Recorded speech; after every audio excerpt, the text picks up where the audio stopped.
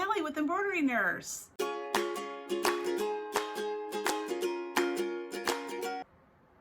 So I love analytics. I love looking back over, stats and comparing, one year to the next, comparing 1 month to the next, comparing one item to another item, what sells. So today I wanted to go over my top 10 Etsy sellers of 2020. So you guys, 2020, a year like no other, right? So of course the things that are on my top 10 list, absolutely I don't expect or hope will all be on my list next year or this year of 2021, but it is so fun to look back over. And Etsy makes it so easy. You literally just click on, a couple of buttons and you can see so many different sets of analytics. And it's so important in your business to really kind of dive into these, understand them. I probably don't dive into it enough, but each year I definitely want to look and see what sold, what hasn't, what should I maybe put more effort into. And it's just fun to look back and look over. So we're going to start from 10 and count down. Y'all ready? Some of these surprise me. Some of them have been there each year, and some, I hope, won't be there ever again. So number 10. Number 10 is my personalized Christmas stockings. Dun, da, da, da. So what's great about this is a very seasonal item. Like I literally just do this probably 2 months out of the year at most, right? And it continues to be on my top 10. So I know it's a great investment. I ended up, purchasing a large amount of these, and I've actually been selling them for the past 3 years from the same big purchase that I made. And what's great about these are people are continuing to return for another stocking. So, maybe they had a baby and they want them all to match, or, granddad's coming in this year and they want to make sure he has a matching stocking like the rest of the family. So I really suggest, if you do have an item that's seasonal like this, to try to sell the same one each year. Same thing with my Easter baskets. They actually were number 11. So if you want to know one out of my 10, Easter baskets, again, very seasonal, but again, I sell the same ones each year from the same company. So I think that helps. It brings people back. It keeps your name of your shop relevant to them. Oh, I need to go back to the Embroidery Nurse and get, little Susie, who was just born this year, her stocking and her Easter basket and things like that. So exciting to see that on there because, again, it was a one-time investment that I continue to have profit on. Okay, number 9. Dun, dun, dun, dun. My monogrammed boys, these are some long names, light blue seersucker bubble sunsuit, personalized for boys, toddler seersucker sunsuit, spring, summer. Might need to be working on my names this year. But, so these are super cute, very seasonal as well. I sell this mostly in the spring and the summertime. But I love this. What I love about this is this sunsuit actually comes in several colors. And so I have a listing that lists all of the colors, and that would have just said monogrammed seersucker bubble sunsuit and maybe some other words added to it.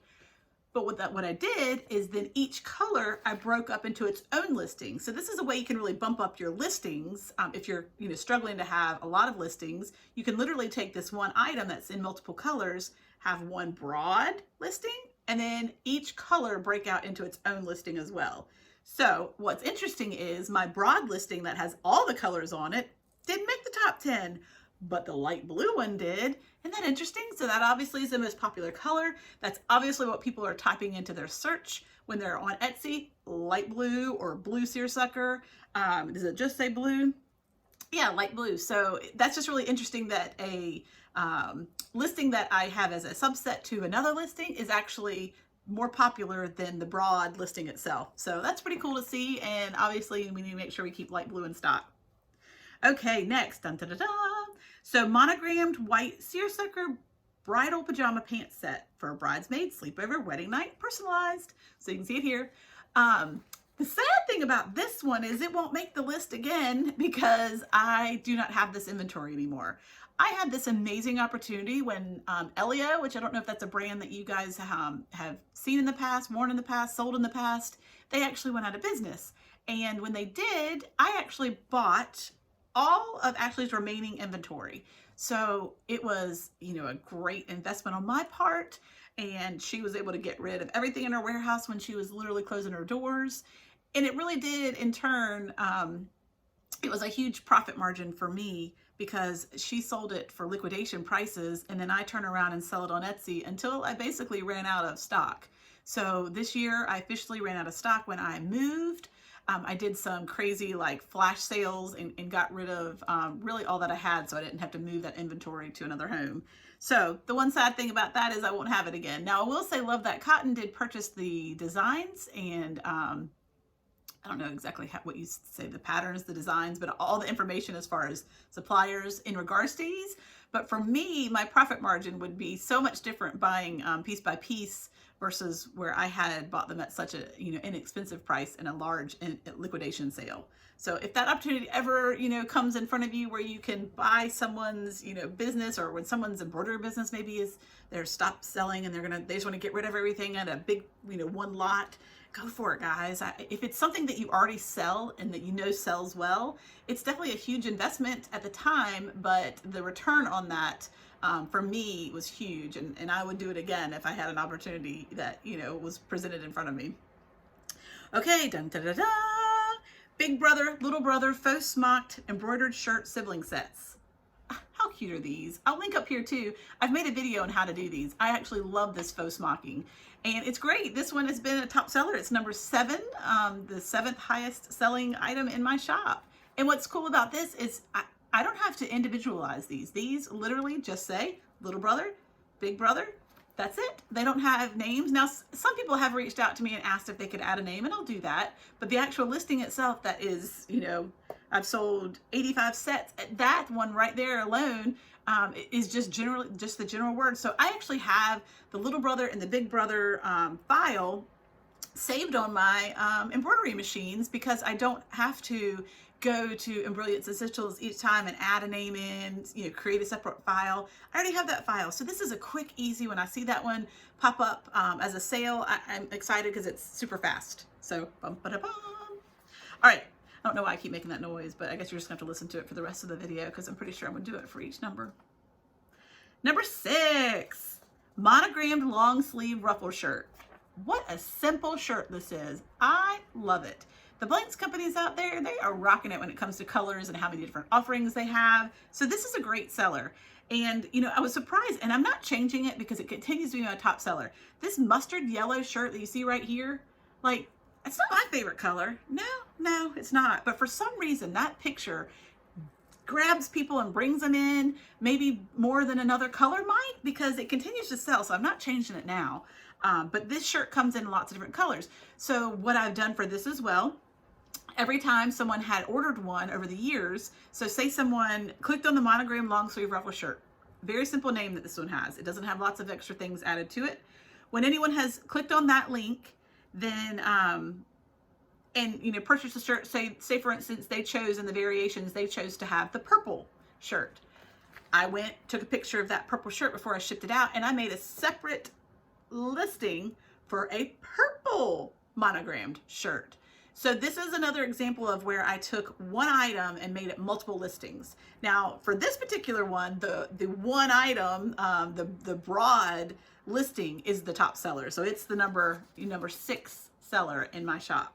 The other ones didn't make the list, but I do have certain colors that I sell pretty regularly. The red, the purple, those are pretty big. So just, continue taking pictures when you have broad ones like that, so you can create multiple listings. Huge, huge, huge. Okay, same kind of thing for number 5. We have the monogram ruffle dress, long sleeve, embroidered, personalized for girls, toddlers. I don't even know how I made up some of these names, but love these dresses. They have always been a great seller, and I love them. They're easy to embroider. They embroider well. The quality of them is just, awesome. They're from ARB Blanks. So this is the long sleeve version. Well, what would you know? Number 4 is the same the same dress, but short sleeve version. See it here? It's the same exact item, but it is the short sleeve version. So I have 2 separate listings. So instead of having, just the dress with long sleeve and short sleeve, the reason I don't want to have those 2 combined is because the picture that I list, I don't want someone clicking on a picture of a long sleeve dress and then going down in the drop down menu and picking the short sleeve version, and either myself or them getting confused. So I would hate if they ordered it and then I ordered the wrong one. So say they ordered a long sleeve and I, ordered a short sleeve by accident, not paying attention. Or say they saw the picture and they didn't even realize what they're clicking on. They thought they were getting a short sleeve like they saw in the picture, and but they actually got a long sleeve. So anyway, that one I think is important to have in 2 separate listings. So I don't have those as variations of each other. But look at this, y'all. They're my top 4 and 5 sellers for the entire year. Wow. Okay, so top 1, 2, and 3.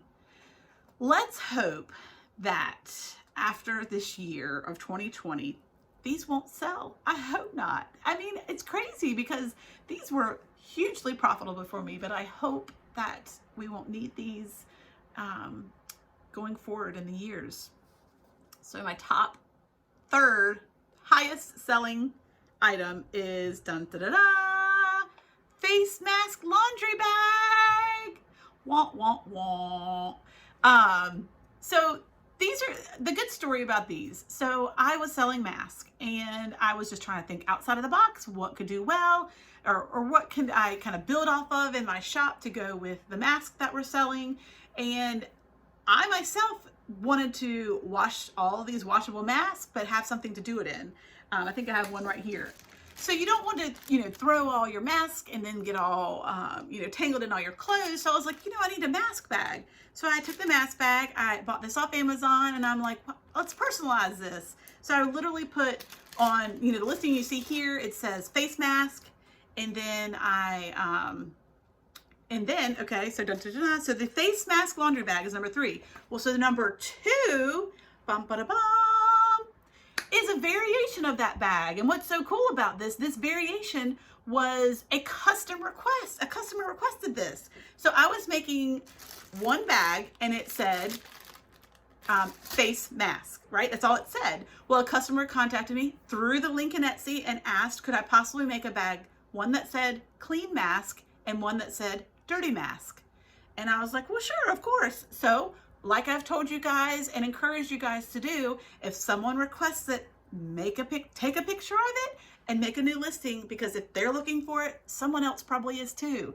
And you guys, 391 more people were looking for that in the year 2020 from me, because what I did is I made that not just one listing, but 2. So it's a listing for a set. So not 2 listings, but it's a set as a variation. So I had the face mask listing, and now I have a listing that is for a set. What is it called? So number 2, a set of clean and dirty face mask mesh laundry bags used for washable face masks. So bump it up. I mean, seriously. So the cool thing about this is this was a variation that was a brainchild of a customer, and it has been my number 2 top seller of the year. So there's the advice. If someone asks for it, make it, take a picture, list it for others. So these are great. So the variation I had was clean and dirty as a set. So that, bumped the price point up a little bit, and it just made sense to people. They liked to have a set. Then I also, it did not make the cut. I also have a separate listing where you can add a name put on. So you could personalize these bags, but most people did not. And so I was able to churn these out. These are actually, I'll post the video here, is this item in one day, I sold $1,000 worth of these. It was absolutely crazy. This listing was actually picked up on Etsy's newsletter. And because of that, it was a relevant item for the year, for the moment. And I just had crazy sales, and they just kind of kept going after that. I didn't have a lot of $1,000 days of just one product, but that one, it floored me. And that's why it made, the number 2 cut of my top 10 sellers. Dun, dun, dun. Okay. Number 1 top seller for Embroidery Nurse's Etsy shop in 2020. Face mask. Y'all, wow, did this just change the world when the CDC recommended face masks be worn, and that they could be handmade out of cloth, out of cotton. Wow. At first, I hesitated and I held back because I'm a nurse, y'all. I'm a nurse. So I was like, I'm a nurse. We don't wear these. So when people were scrambling around making them for healthcare, I reached out to my nurse friends, And we couldn't wear these in anywhere that I worked. They weren't using handmade ones. So I was like, well, I just don't think there's a need for these. I just don't think there is. Not for me donating to healthcare. I donated fabric out the wazoo in the beginning for people in my community that were making them. I'm like, you know what? I've got so much fabric, and I donated that. So I felt good about that, but I wasn't really making masks. But then when Etsy reached out to every seller and just said, if you by chance can make face masks, we highly encourage you to do this. Now for them, it was profitable because they saw there was a need and they knew how many people that sewed were in this community because it's a handmade community. Well, I don't sew. I tried to make a few with my sewing machine. Nope. I was like, nope. These are ugly and I don't like it. I don't like doing it. It's hard for me. And I followed, all these different, patterns or whatnot. Well, then our amazing world of embroidery digitizers started making in the hoop, 100% in the hoop face masks. And the one that I did a lot of them. I actually have a video on trying out 3 live that I had never made before. And what I settled on as my absolute favorite and my #1 best seller of 2020 on Etsy was the Applique Alley in the hoop face mask. It is amazing. Love it. I mean, my family wears them. I wear them.